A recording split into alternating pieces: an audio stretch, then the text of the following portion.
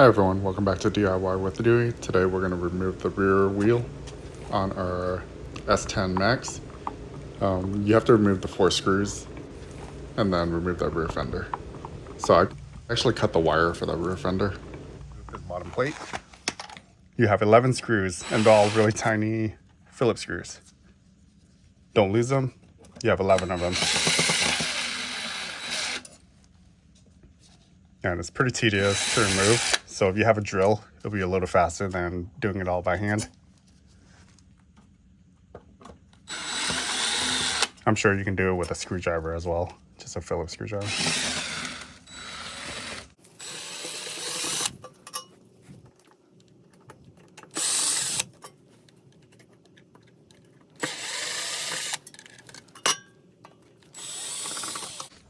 All right, 11 screws off. I'm gonna put all the screws back into this plate so we don't lose them.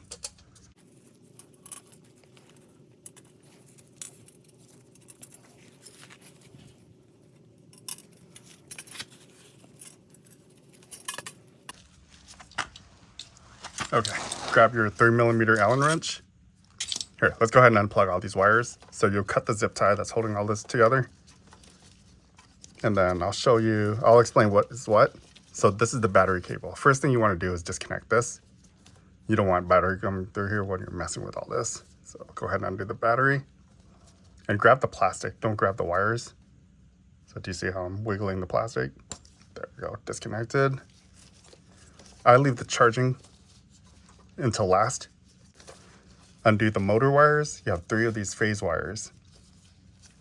So just pull these out. So yellow, green, blue. All right, that's to the motor. Hall sensor goes back to the motor as well. Press this tab in right here. So do you see how this pushes down and you can pull the plastic body apart? All right, only thing connected is the display right here. So display usually has a zip tie around here. You can cut the zip tie, press this tab, and then pull. All right, display is disconnected. Okay, and do you see those 2 Phillips screws or hex screws? They're 3mm. Go ahead and undo them. They have blue Loctite on them, so they might be a little tricky. This is just a battery bracket.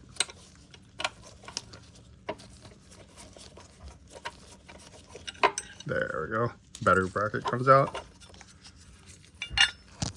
We're going to keep the screws with the battery bracket.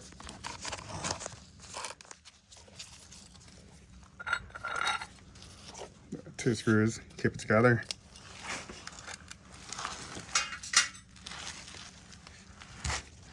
Okay, so now this battery can slide out. So the battery is sitting on top of this bracket right here. You pull this down this way, like that, and then you pull this out like that.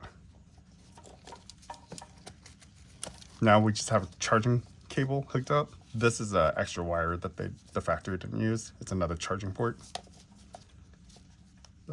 I cut this with a razor blade, and then you want to grab the plastic. Never grab the wires when you're disconnecting these. Use the plastic. There. And so these are open.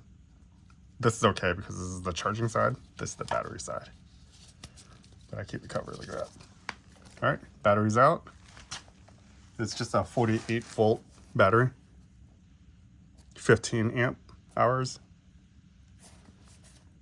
And it's by Jet Tech or G Tech. All right, battery's good.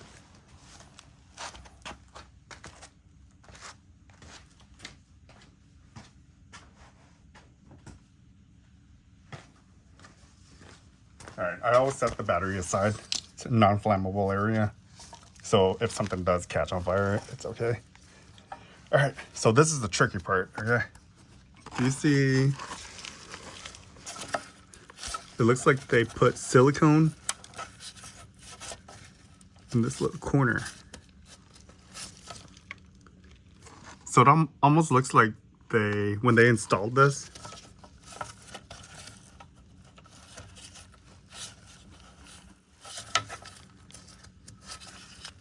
there used to be a little gap right here, but then they seal it all up with silicone.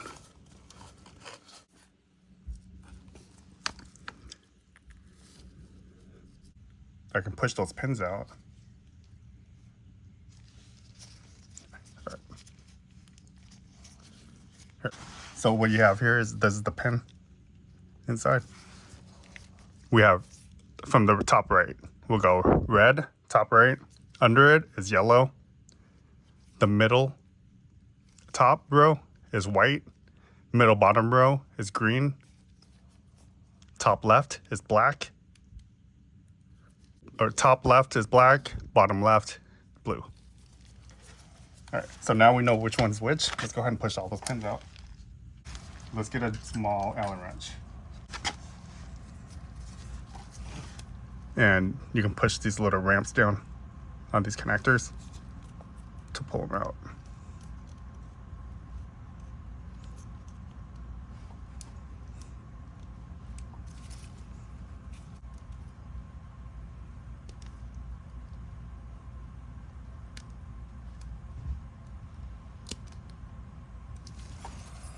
All right, so do you see how we pushed all of them down? There we go.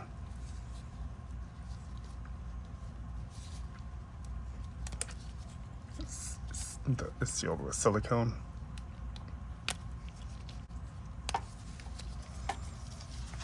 All right. Okay, that makes it a little smaller, so we could probably squeeze it through now. This heat shrink might go through as well. Let's go ahead and pull it through.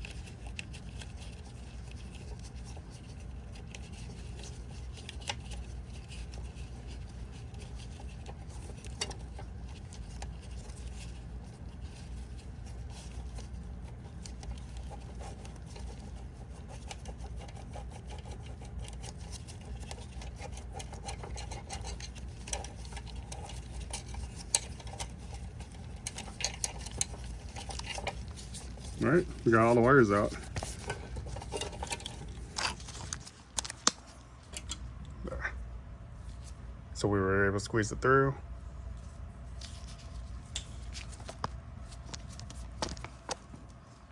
They don't make that easy. All right, so that's our wheel. 21 millimeter.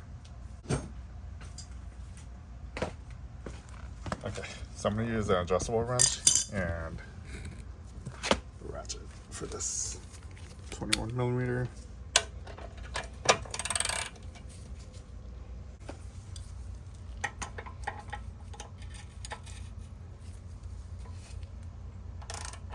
All right, so we set it up like this and we're gonna press. We're gonna loosen it.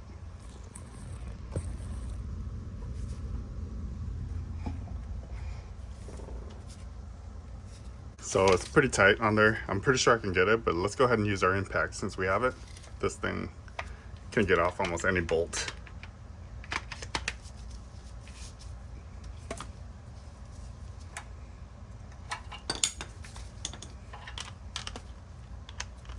I'll be surprised if this can't get it off. There. All right.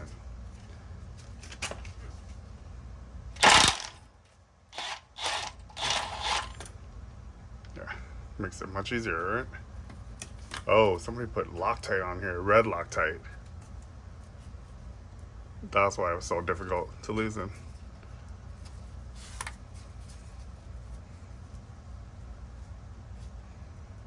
All right, Let's go get the other one off too then. There must be Loctite on both.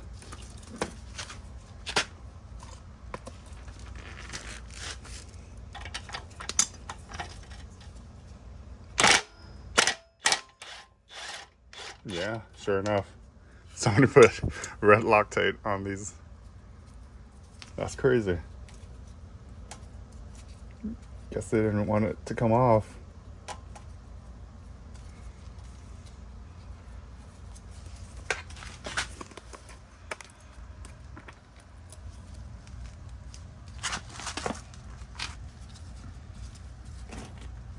All right, so we need to pry this with a flathead as well in order to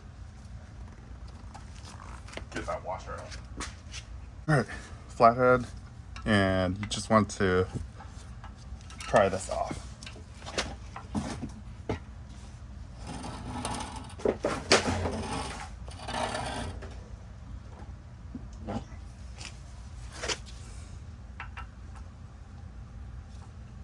It's almost like it's glued in here with this Loctite.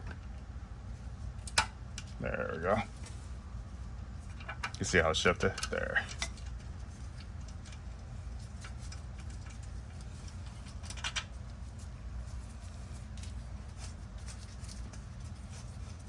All right, same thing for the other side.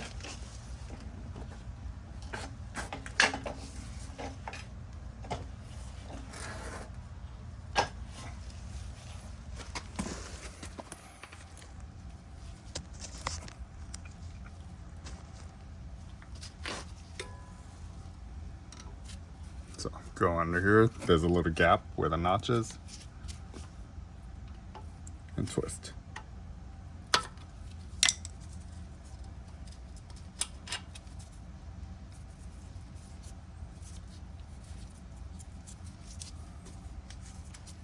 All right, this should lift right out. Let's see.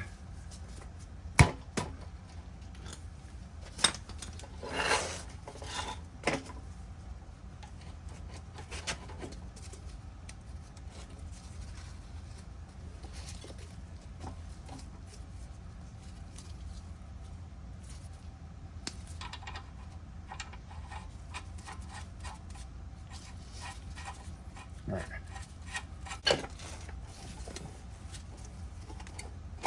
There we go.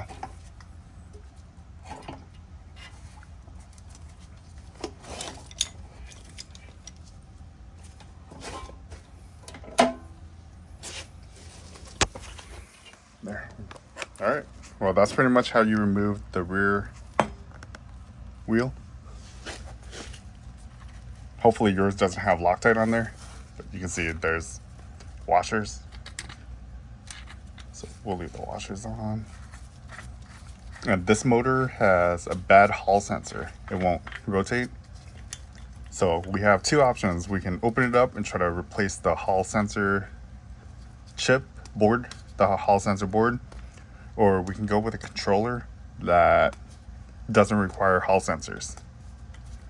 So I have a sine wave, a 1500 watt sine wave controller that can probably rotate this. It doesn't require Hall sensors, and I might just go ahead and do that.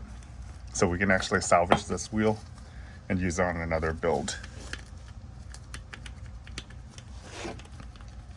So I'm trying to pull this off so then it kind of cleans up the threads a little. There we go.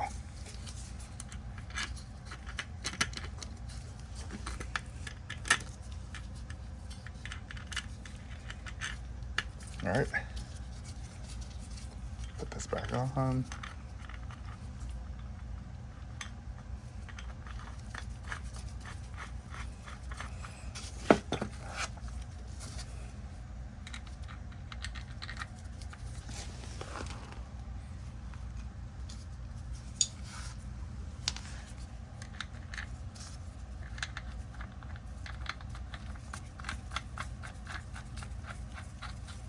All right, well, there you go. This is the one that was shorted out. So when that happened, it damaged our Hall sensor chip, Hall sensor board inside the motor, most likely.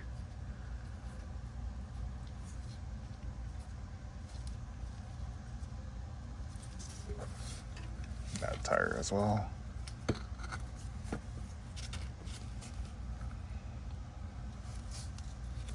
I'm wondering if you guys would want to see a tire change on this.